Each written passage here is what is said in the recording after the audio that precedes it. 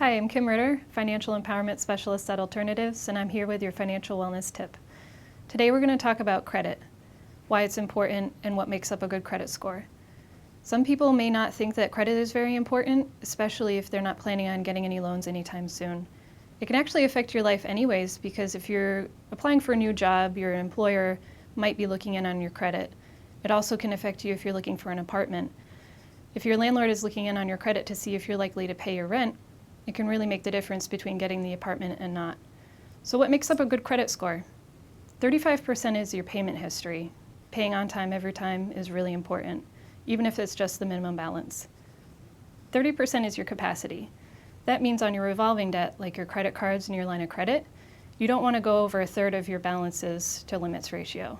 And what that means is if you had a credit card that had $1,000 to use, you don't want to go over $333 at any time. The next portion is your age of accounts. That's 15% of your score. And what that means is that all of the accounts that you have open for loans, they average the ages together. So if you're opening new credit lines all the time, that's going to average out for a lower average age, and that affects your score. The next portion is 10%. That's your inquiries. Who's looking in on your credit?